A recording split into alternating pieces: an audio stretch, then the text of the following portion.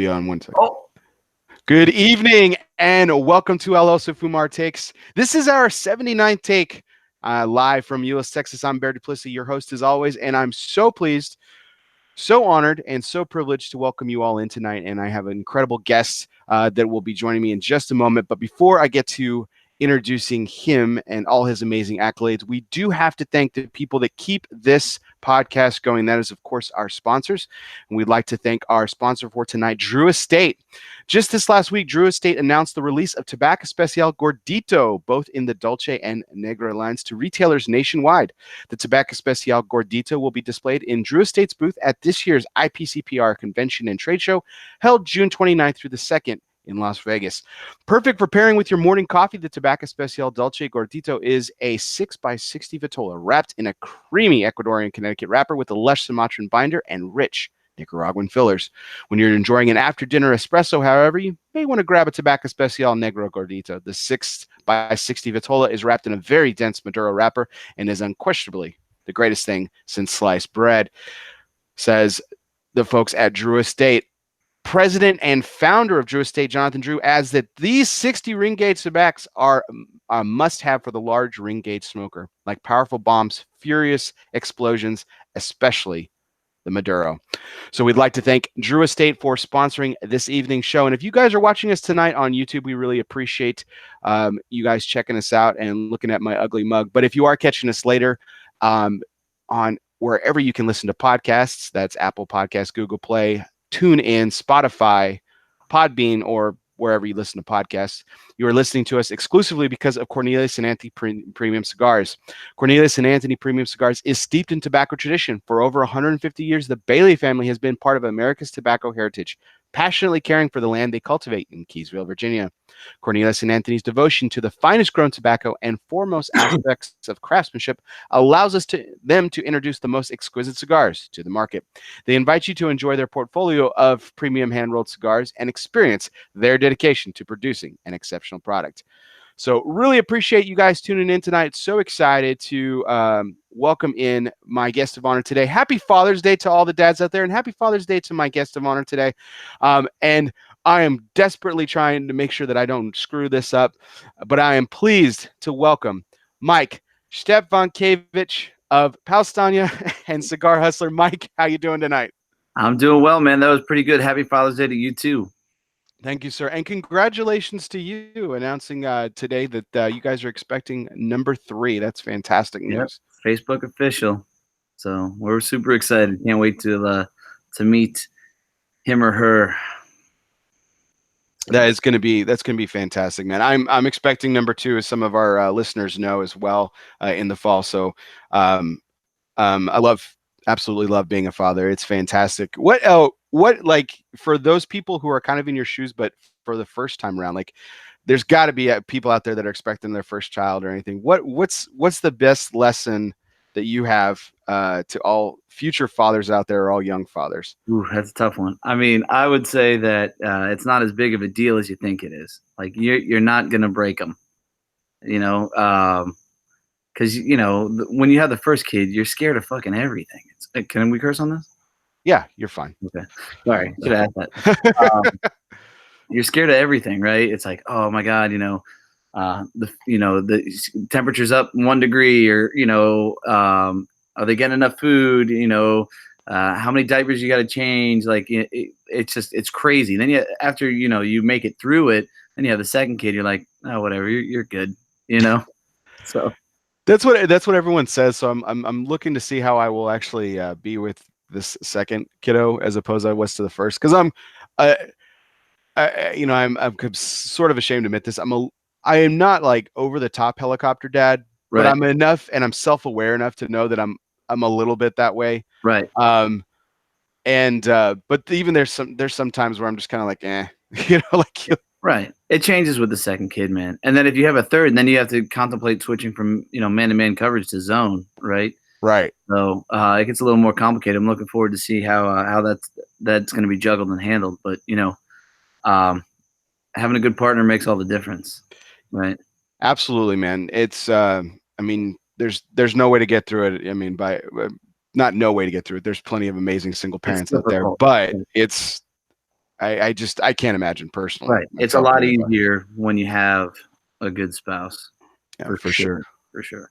For sure. So happy Father's Day to all the fathers out there. Um, but I am so, Mike, thank you again. And especially on a day like today, especially when you've got family and you've got kiddos, and I'm sure they're probably in bed or close to it at this point, but I really appreciate you giving me some time tonight. So thank you from myself and our audience and everything. But for those people who've been, I always say this, for those people who've been living under a rock and don't realize everything that you do, did want to give kind of a little brief rundown of your pretty astounding resume that's is diverse, and you're pretty much all into the cigar industry. I don't think there's a part of it that you don't touch. So you of course have a retail presence with Cigar Hustler. You also have a podcast just like myself, the Cigar Hustler podcast, which is I believe number 1 or number 2. I think it's back and forth, number 1 or number 2 on Podbean every week, as far as the number 1 cigar podcast. If you could knock Cigar Dave off the pedestal anytime, that would be fantastic. I'm going for it. I'm going for it. I got a goal. He's number 1 on my list to peg off. So. And of course, you also have an amazing boutique line of cigars, Powstanie, that you are the brand owner for. That is produced at the very popular Nika Sueño studios. Nika Sueño Studios. Nika sent. God, he's gonna kill me for that. Nika Sueño factory in Nicaragua, of course, which is run by Skip Martin, Mike Rosales of Aroma Craft Cigars. So you can't forget Esteban too. Esteban Dibla is the partner in the factory of the Nika Sueño. Absolutely, and he's the guy that, again, just like I did there, he's the guy that a lot of people forget about, and Skip is very quick to give him a lot of credit. A lot of folks are quick to give him a lot of credit. The amazing work that he does down there. In fact, you mentioned him before we went on air tonight. What a fantastic team that you have there with him and Skip and everything.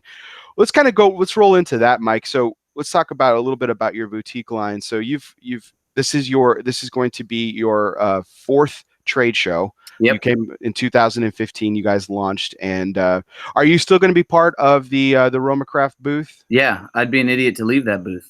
You kidding me? I think that's kind of the funny thing is the more I've been into it on the wholesale level, you kind of dissect and analyze other people's situations as well as your own. Prior to me being my own representation in that booth, I've been abused with those guys for years as far as handling other clients, and just they've always had a massive amount of people in that booth, and I'm pretty knowledgeable about their stuff, so it's always just kind of been a home for me.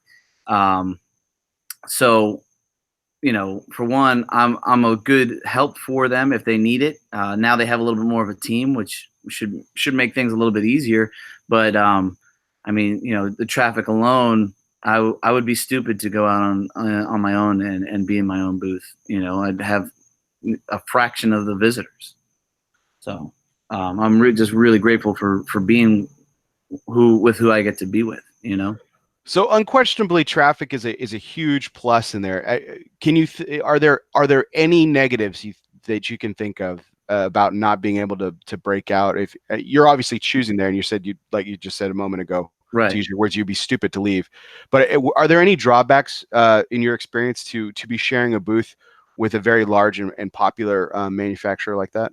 I can tell you that I've never walked out of that booth and said, man, I wish they did this, or this should be like, like I'm upset about this.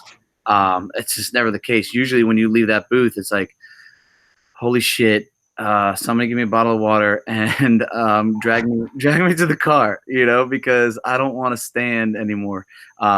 What's great about IBCPR is you get the opportunity to meet and kind of have a big conversation with as many retailers as you possibly can in such a short period of time. Because we're such a smaller operation, it's difficult for me to go out to all these places and see everybody. So to have that opportunity is, bar none.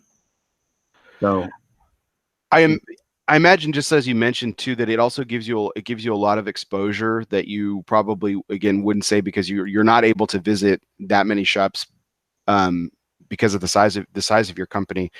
Plus you have your own operation as well, so right. You're not able to get out as much, and with that kind of exposure, it allows you to kind of build throughout the country, in a one-stop shop, so to speak, and everything. Yeah, well, I mean, I consider Roma Craft my family.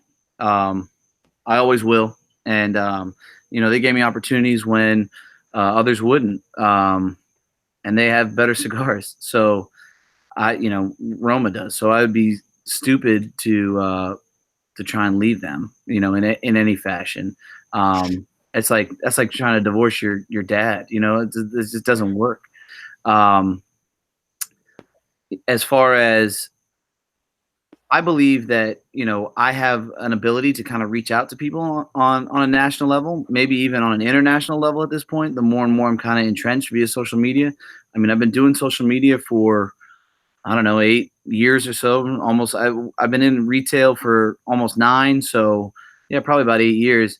And I've made some great friendships because of that. And that really is kind of the life for my wholesale and my retail aspect of things. So that's probably the main hub, and just being attached to them and having that notoriety of people already knowing that it's going to be a good product is just kind of like the cherry on top, So when I started with Roma Craft, I wanted to beat the drum for them. I wanted to promote them and give them as much exposure as possible because I saw what they were doing. And I just dug it, and the more I hung out with Michael and the more I hung out with Skip, the more I wanted to be a part of it. So it was easy for me. And I'm just fortunate to be with them. So you mentioned not wanting, not even considering leaving them. So that's never been something to creep in your mind to maybe, is there, a project that you've had in your mind that maybe, Skip and Esteban can't do, or have they ever encouraged you to potentially look elsewhere to do a different type of project, or has that ever even come to the table? No, they've never, that's never happened. They've never recommended any of that.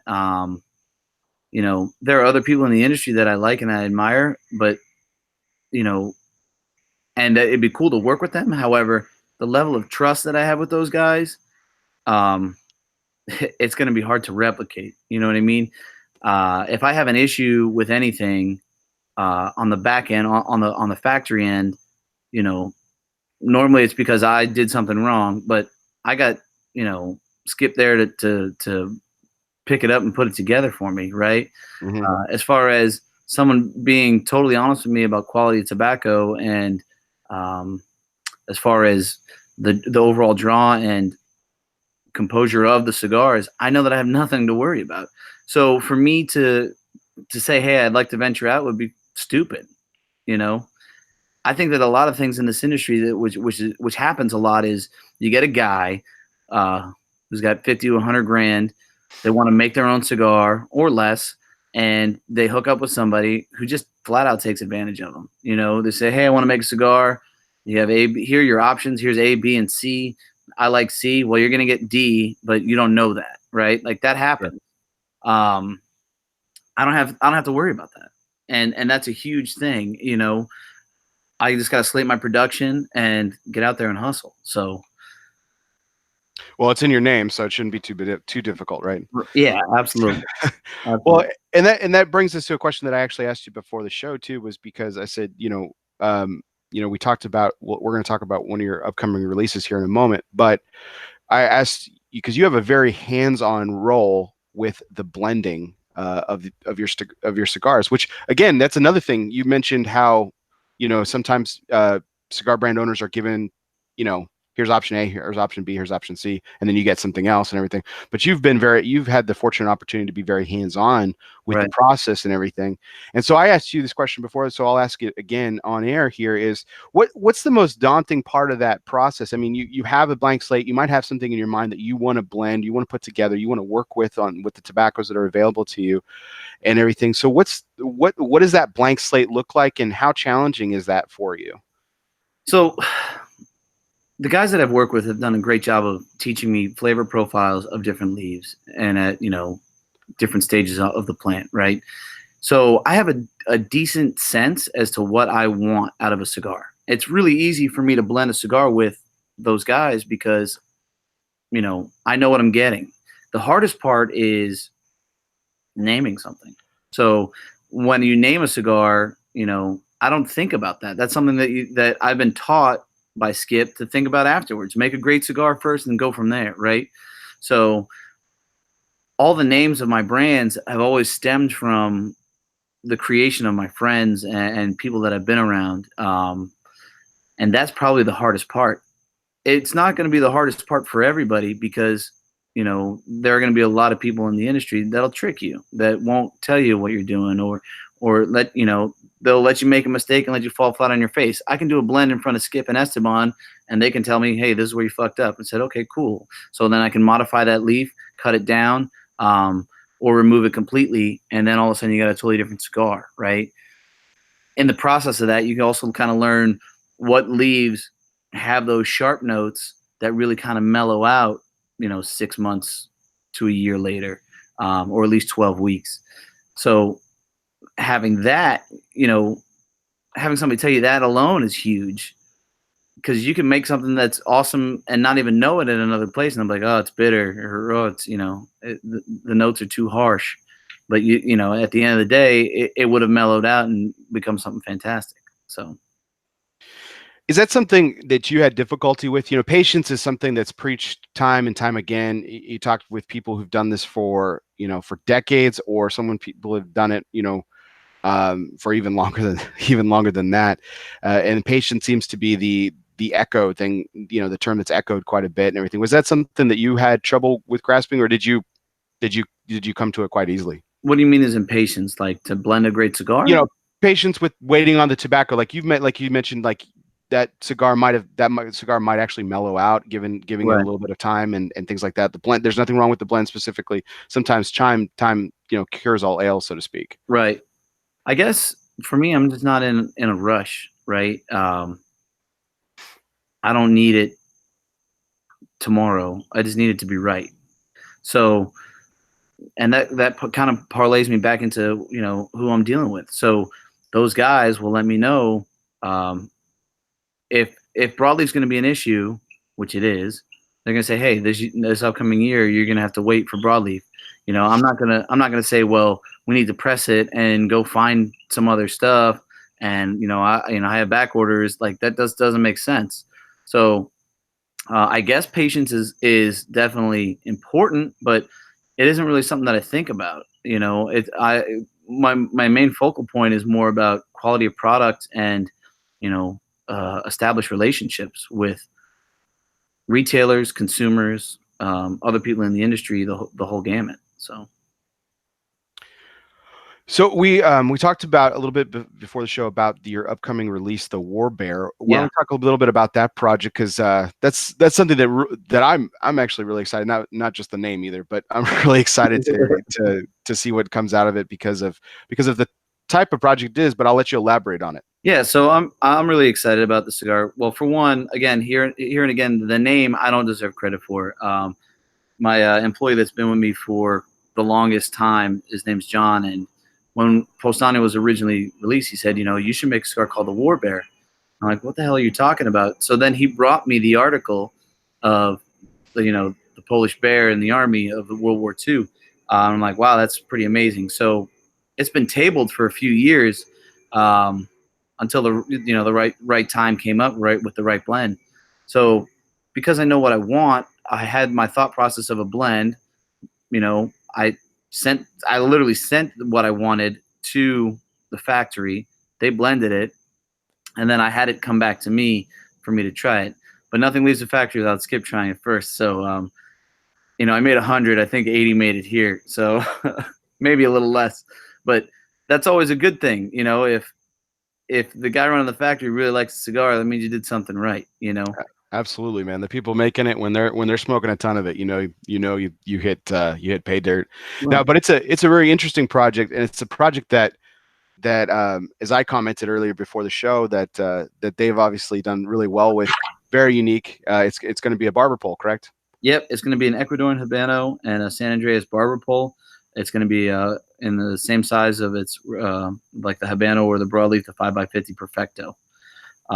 So really excited about it. Made 500 boxes because it's something special, and I can't wait till they're here. So we're gonna start taking orders for them at the show and kind of go from there. And when they're gone, kind of thing. Yeah, I mean, I don't know the future of it. I haven't really talked about that yet, just because I'm on A. I don't want to look at C. I need to get there, right? So it may be something that we produce on the regular, and we might offer it at events or something like that. But it'll always be a small number, and it isn't something that I want to constantly inundate retailers with. I want it to be special, so I want it to pop up every once in a while. So these will be open to anyone who wants to order them, not necessarily designated accounts or anything like that. No, it won't be designated accounts. However, if you're just a regular retailer and you come up and say, "Hey, I want the War Bear," and obviously I want you to support my line as a whole, right? That's important. It's really easy. It's really easy to sell what's new. I think that's the biggest disconnect with retailers and product, right? You have a lot of guys that'll look at you and say, "Well, this isn't moving." I'm like, "Well, have you educated your consumers on it?" Right? And I've always had that challenge. And I would say probably in the past 2 or 3 years, I've owned it more and been more accountable for it. If a product doesn't move in my store, it isn't because the product's bad, because I smoked it and I liked it and I brought it in. It's probably because we're not educating our consumers on it, right? Right. Or my staff is failing on that product. Now, with that being said, obviously my focal points in my shop are Romacraft, Powstanie, Weimaro, Fable, FQ Cigars, like the other cigars that I represent that are friends of mine. Those guys are important to me. They're my family. So they're always going to be the focal point, and everybody else is always going to kind of come second nature just because of that. And I can't really see that changing in all honesty, because we offer that those lines cover all bases, unless you want to smoke a Macanudo or some shit like that. I mean, we don't cover that. But if you want something that's flavorful and inexpensive, or can be inexpensive, we have that. Well, you bring up an interesting point, Mike, and that will roll us into the next part of your operation. You obviously have a retail operation. So fast forward to a couple weeks, and we're at the show. Yeah, you're in the booth. You're representing your brand, but you also have to go do some business. So how do you tackle on the great responsibility? I mean, because that's one of the biggest I wouldn't say complaints, but that is one of the biggest issues, is time management at the show for whatever you're particularly doing, whether it's someone who's in the booth full time, or someone who's out, a retailer who's out of the booth full time, going from booth to booth. You've got to juggle both of that. How do you do it? And this will be, again, your 4th year, so obviously you've had some success with it. Yeah, I don't think it's as hard as everybody personifies. I think that it's the same. Every equation is kind of similar, right? You have a problem and you have to figure out a way to solve it. So, obviously we're busy. Obviously we're inundated. I have a bunch of good guys that are around me, for one, that can support me. The first couple days are obviously busier than the last 2 days, right? And I also have opportunities to talk with people before the show floor opens and after the show floor opens. So if I have my eye on 3 or 4 new products that I'm excited about, there's a good chance that I already have a pretty good relationship with those guys, and I'll make sure that I pick up that product. I don't necessarily go to IPCBR to partake in heavy level discounts or anything like that. It's just not a fit for myself and my store. We don't move tremendous amount of product at a lower discount rate. I'm just not that guy, and I refuse to be that guy. So at the end of the day, all I have to do is maybe just talk with 8 or 9 different companies that are there, right? And then place my orders. It's easy to fit in if you do it right. You just can't do it first couple days, when the showroom floor is wide open. Do it before or after. So is your team like you? Do they split duties with the brand and with the shop, or do you have 2 separate entities? How does that work? Everything's tied in. It's all together. So how big's your team? Inclusive to my brother, I would say right now we're 5 guys on the regular. Okay. 3 part-time employees at Cigar Hustler, but they also operate on the back end for Wholesale. They're also really good friends of mine. we meet every week. We discuss our goals and our objectives. We have a game plan in mind, which kind of makes things a little bit easier. And, we all hold each other accountable, pick up each other's slacks when it's needed, and just kind of move on from there, right? So if I have a wholesale order that comes in, I can give it to one of those guys and they'll handle it. Now, I do hand approve every wholesale order that leaves the store and every retail order that leaves the store online. I'm a big believer in a second pair of eyes on things. That's another thing that I've learned from RomaCraft. You can look it over, you can approve it, and still every once in a while there's always going to be a mistake. It's never going to be 100%, but you remove the mistakes to about 95 or 96% perfection, right? And that's kind of important to us. So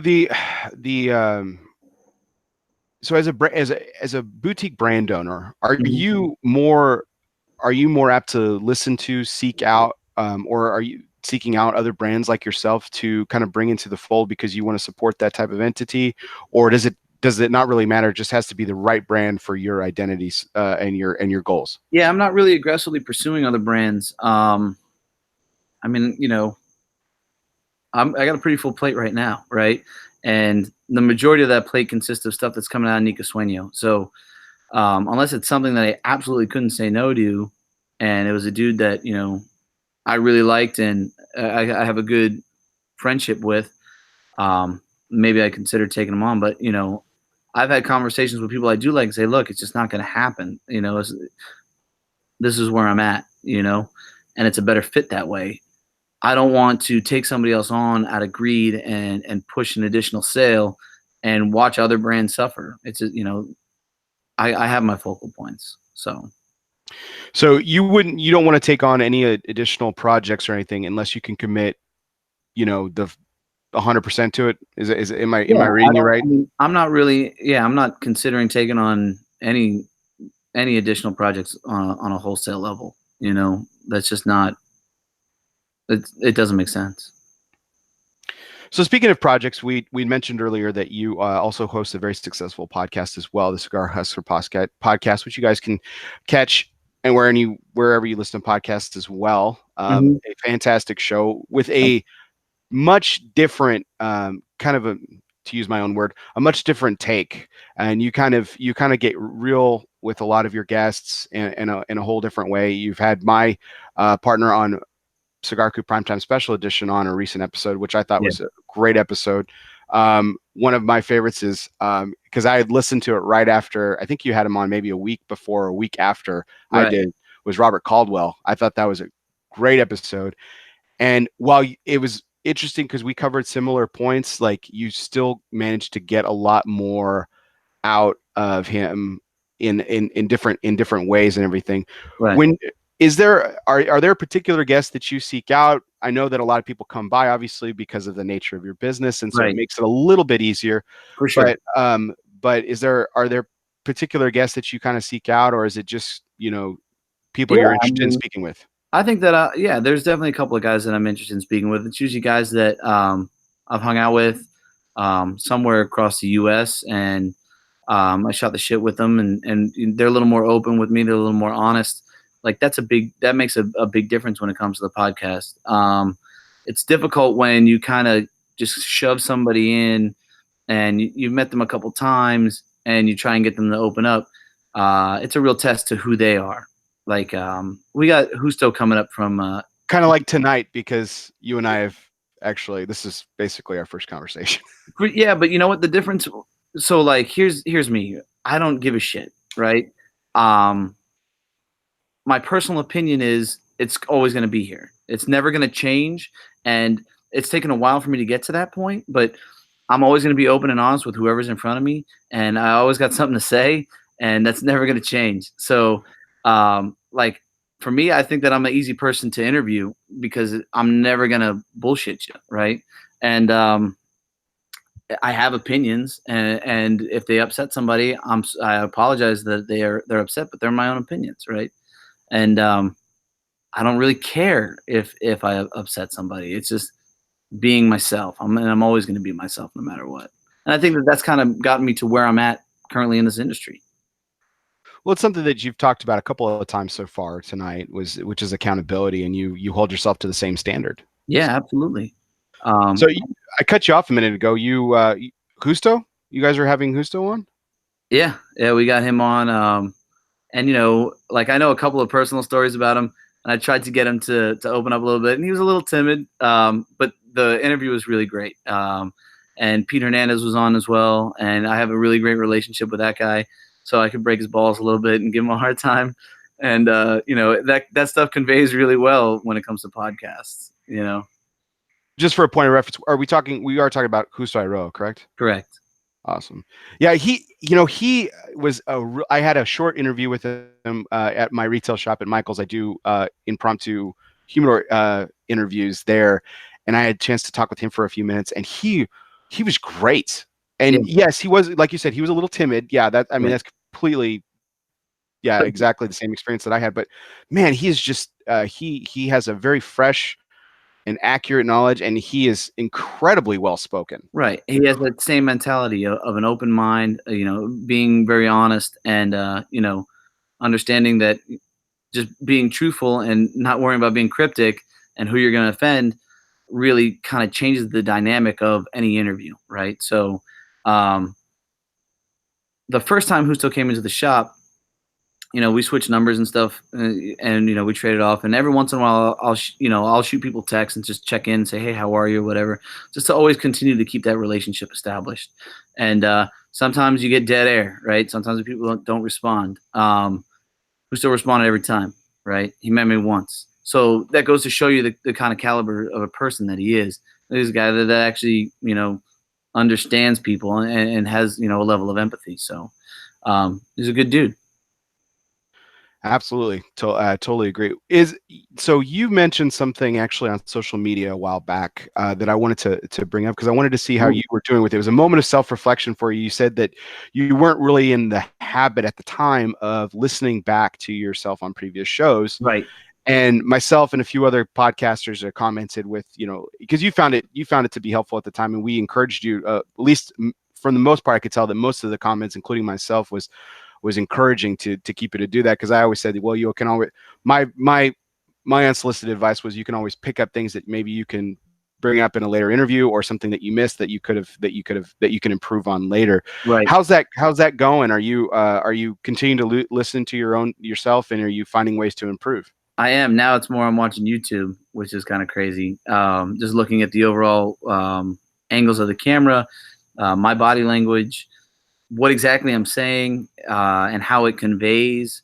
I think that those kind of things are important, and putting in the time and effort to make it a better show is important. What's been the toughest lesson you've learned as a podcast host? The toughest lesson I've learned, equipment is a pain in the ass. Is probably the toughest lesson I learned, because I don't know, we probably spent first we bought mics and a board, and we probably spent $500-600 on it, just kind of get going. And as you keep going, costs continue to accrue, and it's not something that it's just kind of a labor of love. And I got to give my boy Mike Palmer a shout out, because that guy has been clutch for me as a friend. If he's got a key to my shop, he can run the register if I need him. He's always excited about Facebook posts. He's always engaging when it comes to anything via social media, and he runs that podcast. There and again, it's just about the people who are around me.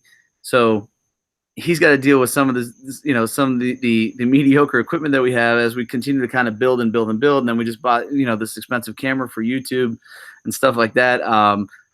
And that stuff's kind of the challenge as far as the podcast is concerned. I mean, getting people on can sometimes be difficult, but I have no problem just talking to him, and shooting the shit for 35-40 minutes or an hour or whatever, and just kind of catching up. You guys do have that kind of that sports broadcast booth dynamic a little bit. Now you guys flip-flop roles depending on topic or guest sometimes, but he seems to be the play-by-play, and you seem to be the color a lot. Right. But again, that role can flip-flop depending on guest or topic, and you guys seem to do that pretty seamlessly, which is really good. Yeah, we play off each other really well, and I mean, that guy's clutch. I can't say enough good things about the guy. He's just a stud, and I really feel that way about everybody that I work with. Skip, Michael, Esteban, all John, David, and Garrett, the guys that work in my shop, my brother, like those guys, we all work together and we make it work. Are we understaffed and overworked? Yeah, but are we having a good time? Hell yeah, and that makes all the difference. So that's that's pretty much all I got when it comes to those aspects of those people. Surrounding yourself with the right people makes all the difference. So there it is, SBC, surrounded by champions. Right. So for those people who don't know why that phrase has a meaningful part in your heart, would you mind sharing? Because that was a great story that you shared before we went on air. Yeah. So everything that's kind of been created for me, with the exception of the name Cigar Hustler, has always kind of fallen from creation of my friends. So SBC was a limited edition cigar that I've made in the past. I'm going to make in the future again. It's about 250 boxes. And I heard my best friend growing up give this speech at a birthday party about he is who he is because of the fact that he's surrounded by champions. And I'm like, he's absolutely correct. And, that really kind of resonated with me. And I believe that I am who I am because of the people who I'm working with. So it was a big deal to me to really to show the gratitude for the people that I work with, and to show them that I'm grateful for the opportunity that they've given me. So is there anyone who is the one person that you want to interview on Cigar Hustler podcast? I mean, my whale was Skip. Well, come on, that had to be too easy, man. I mean, you work with them all the time. Like, yeah, but you know what? You really think he was going to tell you no? Did you think that was a possibility? I know that he wouldn't tell me no, but I knew that it was difficult for him to come out, right? He's always in Nicaragua. If he's not in Nicaragua, he's in Texas, right? Fair enough. So for him to come to Florida isn't the easiest thing. For him to do any event is difficult. I mean, for a person to do an event that requires them going out of state is already hard, right? Let's say you're frozen. I don't know if we're still recording it. Okay. Yeah, okay. I'm still good. So for a person to travel out of state is already difficult. For one, let's say the flight's 4 or 5 hours, so you got to be there an hour or two beforehand.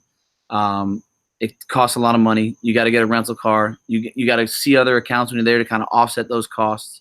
You got to stay in hotels. So like all of that is a process that's hard. Now let's take it and put you out of the country. You have to drive over 2 hours to get to an airport, and then on a good day, on a good day, as long as there isn't anything political or any chaos going on, fly in, deal with border security, right? Go through that whole process, then go get your stuff, get on another plane, fly further. So it's a 12-hour ordeal. You're exhausted, right? You don't want to. It's hard to deal with anything at that point, and to go put on a smiling face and act like you're happy you're there, it can be hard. So to say, to get a good podcast from Skip could be difficult. But with that being said, I know him really well, and I know a lot of stories about him. So I knew it'd be great to have him on. Now we got Hiroshi Robanya coming up, which I'm excited about. That'd be great. Yeah, that one's pretty. That one should be pretty epic. Spencer Drake will be in the room too, so I can't wait to break his balls a little bit. He's a good friend. We have a good relationship. Spencer's awesome. Yeah, we have a good story. So I will have to bring that up because the last interview we did with him, he was tired, right? So the interview didn't really, in my opinion, didn't convey that well. So and I was also kind of in my first stages of running podcast stuff. So I know how to get them going at this point. So I'm looking forward to it.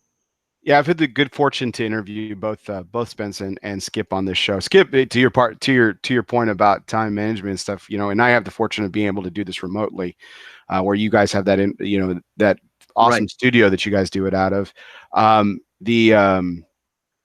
Skip was on vacation, and he made time for me. So it was an absolute privilege to sit down with him and chat with him and everything. Now you broke that interview. That was because he was your whale, you broke that interview up into to 2 or 3 parts. 3 parts. And man, I was tired at the end. I was dying because it was started running late into the evening. And dude, we got more to talk about. There are other things that we can definitely discuss. But Skip is easy to interview. You just got to say one thing, and he will go and give you an informative response on whatever it is. But I wanted to kind of divulge a little bit into his personal life and kind of his upbringing, and he happily obliged, which is awesome. There and again, it's just fortunate to be working with those dudes. So like and even with Caldwell, like I got to hang out with him. I know a couple of cool stories about him. So when we sat down in the podcast room, it was easy to bring him out, right? Right. I don't know him as in depth as I do my Roma fam, but I mean, I know a lot of shit about Spence too, so so that should be pretty good if I can get him to talk about everything. But I love that. It's just cool. It's not your standard. Well, this podcast is pretty good too, right? Like you've done a really good job as far as breaking down and opening up about specific individual things, not just a cigar and what you rate it at and what notes you get from it. That gets old fast. So it does. And the thing is I nerd out on that stuff. And so when I developed this show in particular, the one thing that I am really fond of, I'm a big history guy. And when being a big history buff and history major in college, I look for and I see the story within the story, and I want to bring that to light when I talk to certain people. And for example, I had Enrique Cejas on. I've had him on twice now, and I had him on for a show. And the point that the big thing that I wanted to touch on was, his family is very storied in the cigar industry. Everyone knows his father, and of course is knowing him now with the Matilda brand. But the thing is, this industry is steeped in tradition from families who hail from the country of Cuba, and they have an incredible story to share. And Jose Cejas and his son Enrique are Dominican. Right. There's nothing Cuban about them. And so that was something that I really wanted to go into, is like how, what kind of points of pride is that for you as a Dominican to have such a profound influence, your family and yourself having such a profound influence on this. And that was something that I wanted to pursue with him specifically. And that's the goal of the show. At least I try to convey and everything, because I nerd out on the wrapper binder filler stuff all the time. But you're right. It can get stale. And, but at the same time, there's always something else to uncover. And there's always a different angle. And to use my word again, a different take that someone has to offer. And so that's what I try to showcase on this particular show. So it's a lot of fun. And we, you and I both get to talk to some amazing people, and it certainly is a privilege. And it's been a privilege having you on tonight, Mike. I really appreciate it. So I would like to go into our last question, which is kind of my curveball segment. I call it a curveball, but it's actually more like a softball. I always preface it that way, because it is kind of a surprise on my guests for the most part. And if you don't feel like answering, totally cool. Even though you gave me the preface, you said I'll totally answer anything, and I totally believe you. But if you don't feel like it, totally cool. So in the spirit of accountability, yes, which is something we've brought up tonight, and you have brought it up a couple of times, I would like to formally, on air, publicly apologize to you. Really?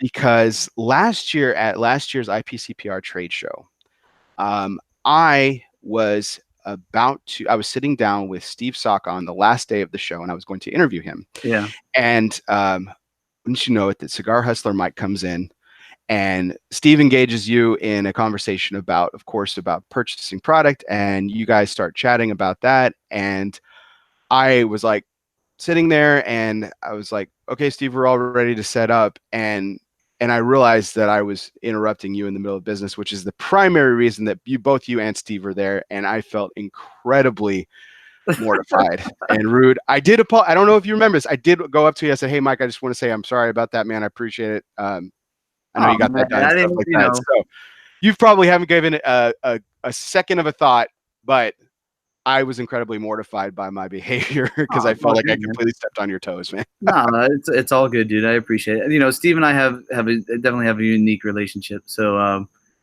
you know, it's all good. So So here's your question.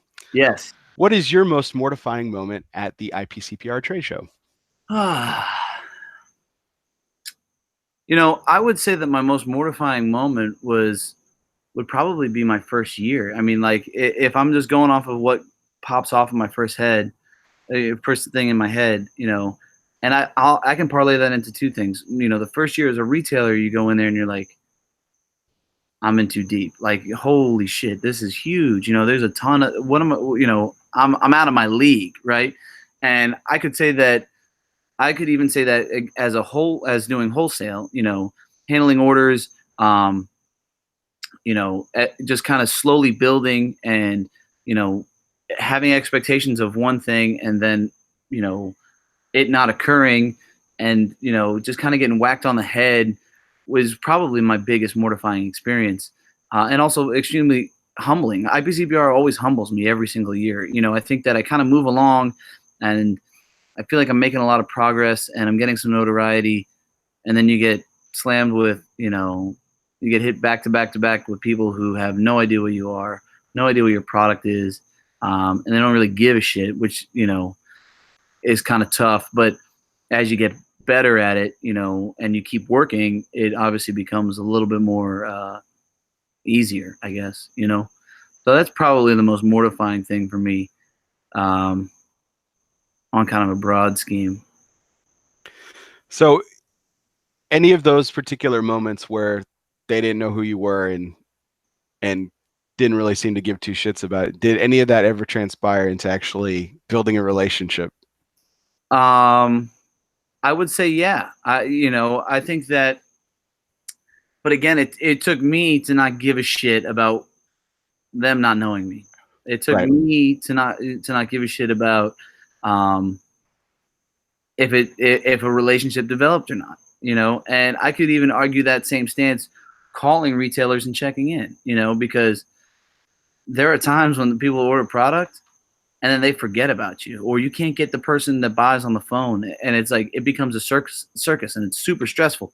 But if you just say, hey, you know what, this is me, I'm checking in, and you have that kind of mentality, you know, it really breaks the ice a lot easier, instead of being nervous and concerned about what people think of you. So that's definitely key. It never ceases to amaze me, the number of, you know, alpha males, alpha dogs, alpha characters Right. in this industry, right? But at the Yeah. same time, and you just pointed it out perfectly, the humility Yeah. that some of even the titans in this industry still have, you know, Sure. after decades of doing this. Um and that's something that I try to emulate as much as possible because um you know, in a brief amount of time I've been blessed to have accomplished a lot, talked to amazing people, and um on this show, on the Cigar Coop Primetime Special Edition in particular, and just at the trade show and other events, I've been able to talk to some of the titans of this industry, and it is incredibly humbling. And when you try to echo what they do, it makes for a very very fulfilling experience, and it can only build to bigger and better things. Sure. Would you agree? Yeah, absolutely. And I would definitely agree with the fact that uh, there are a lot of egotistical fucking people in this goddamn industry, and they should just calm the hell down because you're just selling leaves, bro. You know what I mean? Whether in retail or you're in wholesale, you know, there's nothing wrong with just being human instead of trying to be better than everybody else. So 100% agree. Be human. And in the spirit of that, I got a comment for someone who thought I was ignoring comments a minute ago. I do try to focus on my guest here on the show, but someone Okay. mentioned my T-shirt, and yes, it does say human. And in the spirit of Father's Day, my wife's going to kill me for wearing my new shirt while smoking a cigar, but whatever, it doesn't matter. So it's human jungle gym dad life is what my shirt is. So again, happy Father's Day to you, Mike, and happy Father's Day to all the dads out there. Really appreciate you joining me tonight. Thank you so much, especially on today when you could have been spending it with your family. I do greatly appreciate that. And I know because it's a very busy time, as we've been talking about all night. We have a big trade show coming up in a couple of weeks, and I know you have a lot on your plate. So it is, I am incredibly blessed to have you on. So thank you so much. Appreciate it. So for everyone out there, we really appreciate you guys tuning in tonight. It was a fantastic show. This was our 79th take. And again, that's a big deal. Thank you so much.